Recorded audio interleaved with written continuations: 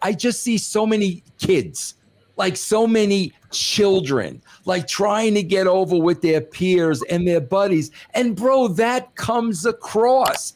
And it's those people, bro, that I just don't take seriously, man. Let's talk, speaking of CM Punk, let's talk about CM Punk's discussions about Tony Khan in his interview. All right. So he made 3 comments. All right. And then we'll kind of merge it into the other comment too. And before we get to that, I didn't see AEW, but I did see the Bucks when they came out. They said something. They made a jab about scapegoating. Did you hear about that? I heard about that. I didn't see it, but I did hear about it. Yeah. Patty, like why would you, Vince? Why do you think they would do something like that? Bro, I swear to God, they're just, Al Snow says this all the time, and EC3 knows because we're both students of Al. Bro, so much of wrestling, and when you look at the Ari manual and Punk talks about, what's his face? What was the guy who cut the promo? Hangman. He talks about Hangman going off of script and catching him off guard because that's not what they talked about in the back. Al talks about this all the time, bro. So much of what these wrestlers do, Chris, is to get a pop from the boys in the back. Mm. That's why they do the stuff they do in the ring. That's why they say the stuff. And again, Punk said as part of that interview that you're about to talk about, Hangman Page, when they went in the back and Punk confronted him and said, bro, what are you doing? We went over that. What are you doing? And Hangman Page turns around and says, well, you got my friend fired. Okay, so he's clearly saying that to get over with the boys, bro, that he stuck up for so-and-so. Yeah. So it's the same thing with the Bucks. Why else would they say that, bro? Yeah. They're saying it so, bro, when they go in the back, they're, bro, you got him. You took a shot. It's so childish. This is what I mean about, when I see EC3, bro, and we do a show every week, and I watch him perform, bro, this dude's a pro. He's a pro. It's all business. And that's why, bro, on the other side, I just see so many kids, like so many children, like trying to get over with their peers and their buddies. And bro, that comes across. And it's those people, bro, that I just don't take seriously, man. It's how you lose 50% of your audience over time. Yeah. You're playing precisely. You're trying to pop the boys, you're playing to the boys, and pretty soon you're just playing for the boys. Yeah, indeed. All right, here's a few comments here. We'll pass on that too. Maybe that's the difference between a guy like Edge or Adam Copeland, who obviously the talk was in the news. He came out, whether scripted to or told to or not, gave an endearing, passionate speech about what he believes in and what he wants the company to be and what it can be, what it is to him. And I think that's the difference. There was no negativity involved. There was no shots taken. It was just a man defending the honor of the company, right? And I thought that was good and tasteful and not hated or hateful or like, I'll show him. It was the right way to do business. And then there's a wrong way to do business, which loses a lot of your audience. But let me ask you this, Chris, because I know EC3 didn't see it. Bro, I didn't feel at all that Punk came across as negative or burying anybody. I felt like he was telling the truth. He was asked the question and he answered the question. He could have definitely buried. He didn't conduct himself in that manner. He conducted himself, bro, if you ask me a question, I'm going to honestly answer that question. Do you agree with that, Chris? I agree 100% with that. Okay, because truth teller was the word I was thinking of too. So I agree 100% because I knew we were going to talk about it. So I did watch it. You did. I thought you didn't watch it, bro. Okay. About 90 minutes in, but seeing all the comments, and I'm like, I have to see the context before I can, rightfully give an opinion when we talk about it. Yeah, I mean, he came out as a truth teller, man. He was even reluctant to, he was like, man, okay, that's part of the NDA. I can't say that, And so he was just answering journalist questions. I mean, that's what you do, and that's what you do in interviews. You answer questions, and I appreciate that he didn't sidestep anything, and that's integrity to me. You know what I mean? That he didn't sidestep. Which, Chris, was the exact opposite of what Tony Khan did with the same interviewer. Yes, and you know what, bro? If Tony in that interview early on would have been candid and honest and open. Bro, listen, CM Punk basically said this. Tony Khan had no idea how to handle a situation. Yep. He had no idea. He went to Tony and said, bro, you need to do something, because if I do, you're not going to like the way I do it. And Tony actually said to him, what do you want me to do? So he didn't have a clue how to handle it. Bro, that's all Tony had to tell Ariel. I listen, man, I've never been put in that position before. I wasn't ready for it. I was in over my head. Maybe I didn't handle it right this time, but the next time I will. That's all he had to say. I agree 100% with that. Yep. I really think that Tony Khan needs to hire a personal PR guy. Absolutely. And a heavy. He needs that too. To hire, right? EC3, would you be as heavy, bro? There you go, EC. You could be as heavy. I will clean that place out. How much would that cost him for you to be as how much? $2 million? Sure. Yeah, well, that's fair. $2 million's fair. There you go. Very nice. Yeah. I think he needs a personal PR guy, because sidestepping, I mean, look, my undergrad degrees in PR, and I when I look at these interviews, I think of it from a psychological lens and a PR lens. And I cringe a lot of times at these sidestepped answers, man. Like, I just, like, as a PR, if I was Tony's PR agent, one of the biggest and best words of advice from a PR agent is always go ahead of the issue, the news, the controversy. Get ahead of it. Don't get to the point where you're backpedaling, you have to sidestep, and you're getting behind it, and now you have to be like a hamster in a hamster wheel, trying to make good of it, try to spin, spinning all the time. Don't do that. Just be honest. Just get to the point of getting ahead of it. You're regaining control of the public once you're open and honest about it.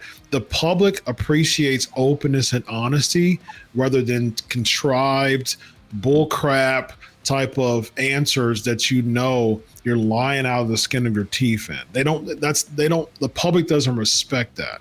And so, to your point, Vince, the big difference between Tony Khan and CM Punk is CM Punk was honest. Even if he admitted that he was wrong in cases, there was still a sense of honesty. And that, from a public standpoint, that signifies genuineness, that signifies authenticity, and that gives the public a better chance of coming back to your good graces that way. As opposed to continuing to sidestep answers, you're not giving the public an opportunity to be in your good graces again. EC3, what do you think? Yeah. No, I mean, I completely agree, getting ahead of it. A lot of things have been said, and a lot still can't be said, I guess, because of the NWAs. Little Freudian slip there, man. Could it be? What's going on there, Ace? You've been Dre, YOLO. But like, he tackled the questions. It's not like he went out there with a vendetta. Yep. The interviewer asked him a question. It shed light on a lot of things that a lot of people have said who don't have his firsthand experience, but they just know through the scuttlebutt, through talking to people, and through the entire perception of a product, like everybody wants the product to succeed. Yeah. Everybody here wants there to be a WWE alternative, a number 2 that can challenge for number 1, a place where people can go and make a good living that produces great work, great art, great sport, great entertainment. And when it's not happening because of things, like no matter what, if you're going to be a leader, whether it's your fault or not, everything starts and stops with you. Yeah. It's an issue that we've all, not all, but a lot of people have seemingly said. A lot of people take a lot of flack from, especially the hardcore fans, but they're saying it within the intent, like they want it to be good. And if this thing isn't cured or helped or brought along or learned from, which I think is the most important part, because I can't ask anybody to give somebody else that responsibility. As a leader, you have to learn from your mistakes. If it never gets learned from, it is going to go away. And one day we're going to wake up where a business can't continually lose and have a bad perception. A very smart businessman, like a father that's funding it, might one day wake up and go, I'm done. Yeah. Pull the plug, and everything goes away. And then everybody loses their work. Everybody loses. So, yeah, it was insightful. Punk's a very smart guy, but I really like your point. Get ahead of it. Why lie? Why hide? You're going to ruffle feathers when you tell the truth. That's kind of the point. You're going to be yelled at for telling the truth, but like, so rarely is the truth told that embrace it when we actually get it openly and honestly. Yep. And you know what, Chris, like, for a guy like me, like that has a lot of fun with Tony Khan because he provides a lot of content. But for a guy like me that's actually been in the business, bro, I would have never, ever, ever expected Tony Khan to know what to do in that situation. No way in a million years, bro. Look, he came from, he's booking when he's 10 years old. All he wants to do is book a wrestling show. That's it. He thinks it's going to be, fun and this is going to be great. And now all of a sudden he's in the middle of this crap storm. Of course he wouldn't know how to react. That's why if he would have just said that, I would have absolutely, bro, unless you're in that position, you ain't going to know what to do. And he never had experience in that position. And that's why if he would have said that, bro, it would have been totally cool for him to say that. Let me ask you this, Vince. So before AEW even existed, Tony Khan became, financially, he became incredibly wealthy because of being involved. I mean, of course, his dad, Chad, had a lot to do with just his opportunities, but he became very involved, executively in the football and soccer industries. And so both football and soccer is still team game, adults being adults, feelings being feelings. Do you think that Tony Khan, having years in the football and soccer industry, never dealt with this type of intensity? I don't think so, bro, because every time he talks about his job duties there, he always talks about analytics. That's what he does, bro. He crunches numbers and it's all analytics. Hands-on talent relations. I don't think he has any kind of experience with that, bro. Interesting. Yeah, he has a VP role as well, so as far as his other sports endeavors. So, it's interesting just dealing with the talent, having to talk to talent and stuff like that. But man, I guess never dealing with it in this type of fraternity, sorority type of mentality going on with backstage, perhaps, of the Young Bucks making jabs, Jack Perry making jabs live on television about real, glass on the windows and stuff like that. Do you think you don't think he ever dealt with those types of personalities? You got people, and this, bro. Dixie was a lot like this. You got people, bro, that just don't want to and can't deal with confrontation. So what do, bro? They stick their head in the sand like it's not happening. That's true. And he comes across to me as like he is one of those people. Am I wrong, EC3? No. I think the Punk quote that, well, one thing about the Punk where he tells Tony, you have to handle this. And Tony says, I don't know how. I don't know if that, because I wasn't there, but is that an opportunity for Punk?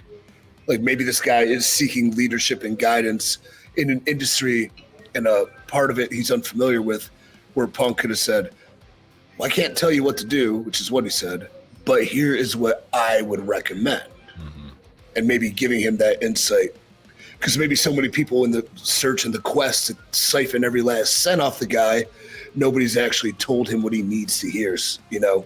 When you're surrounded by stooges and yes men who are collecting your money, a lot of people will not, I'm not going to ruffle that boat. I'm not going to ruffle that boat, shake that boat, ruffle those feathers. I'm just going to tell them the easiest thing. So this continues to give me money. Yeah, but let me ask you this, EC3. Isn't it kind of self-explanatory? Does he really need to be told? Because he is, I think it's this simple, bro. You go to the talent's hot. You say to the talent calmly, you know what, bro? Nothing's going to be resolved tonight. Need you to go back to the hotel, cool off. We'll talk about this tomorrow. Now at that point, bro, he's got Jim Ross to call overnight. He's got Tony Schiavone. He's got his agents. He can call 5-6 people before the next day. I just think that's common sense, bro. Yeah. Like, no? Yeah, no, you're absolutely right. Just trying to give every out possible before, like every reason why before there's nothing left to do, but then openly say, he doesn't know what's going on, you know? And I think the Punk quote that summed it up best, this is not a real business. Like, okay. I don't think Punk could say anything more than that in that moment. I think I quit after that, which is classic Punk. But when he says this is not a real business, that is a direct indictment of a leader who is in over his head or does not know how to lead. He doesn't know how to lead, apparently. Yeah. I wonder how many other legends coming from WWE feels like the grass is greener from the presentation given by Khan and the money that comes with it. That is currently in AEW feeling like Punk. Like, man, this isn't what I was presented. This was a whole lot different than what the presentation I was given. Bro, that happened with Cody. Bro, if you guys go back, I swear to God, because I watched it, if you go back and watch the Roads to the Top, while that thing is going on, Cody's talking about all these shiny new toys that are coming into the company and things are he's talking about that, bro, literally months into the company. He was giving you the foreshadowing of, you know, he was promised this, but now it's turning into this. I mean, man, you guys, I don't know if you can still see those shows online, but my God, there is foreshadowing from Cody of what this company turned into today. Like, and you notice Punk is a student of the game, treats it as a business, has that WWE background, whether he had a good or bad personal relationship with Vince, he had a business relationship with Vince. Cody, he left WWE, but he has that experience. He grew up in the business. Like, he knows the business. Now he's here. Everybody else doing insightful little jabs and unnecessary contextless shoots on live television that continually dwindle and defeat the purpose of the product. Have not. So these guys have the education, or they sought it. They worked for it. they've learned it, while other people have been they've succeeded in some ways, but they didn't succeed on that level or seek that aspect of business acumen to truly be in positions of power. So when the inmates run the asylum, like I would always say, if this was Dixie running it, a lot more people would be a lot harder on the product than, the diehards. I don't remember Impact having any Dixie diehards defending every decision. Every little bit of dirt, whether real or fake, that came out, they would tear that woman to shreds. And why is that? Because she didn't pay for, support online from high level, internet journalists, but he does. So The Indoctrinated Brain. It's a great book. You might want to look at it, Dr. Chris. But I've been reading that, and it's rampant here. Very nice. Well, the saga continues, ladies and gentlemen. But until then, we've got former WCW World Heavyweight Champion Vince Russo. We've got current NWA World Heavyweight Champion. Your 7th month as champion? Yeah. Holy man. And I can still be a heater, too. So if you need me to fire anybody, I'd love to. Fantastic. 7th month as NWA World Heavyweight. You're going for records, man. You're Xing the list. You should do like a record list, man, and start tweeting or IGing or whatever. You should do like a list of names of who has the records, and you're building up to that list and start crossing names. I have started the EC3 Presents the Overman World Title World Tour, where like a concert, every title defense I have with the city. Oh, I like that. It's cool. I like it. I Very like nice. it. Yeah, you should also look at the wiki page or whatever, list title reigns, and every person who's alive still, who has a title reign longer than yours, you should defend it against them. I'm coming for you, Adam Pearce. There you go, Adam Pearce. Yeah, Blue Damon Jr. Is he still around? Yeah, I think. There you go. Didn't he have a long title reign? Who else? Blue Cane. Yeah, Blue Cane. He's been like an internet darling around here. I heard that some wrestler told me about him, man, that was putting him over. You know what's funny is like Cardona just did that spot with AEW, and we didn't talk about it once, and it kind of just completely fell off the news cycle. But like him being able to work with Edge, having his dream match, yep, like everything he's been able to accomplish is really cool. And I don't know, we always talk about not the bad, but like the hot button issues. But that was cool. And I don't know if like, again though, as a business, Cardona has a hot name. You have a legend. You have a dream match. Giving away in a one-off on free TV. Like, isn't there an angle there? Isn't there a long-term story there?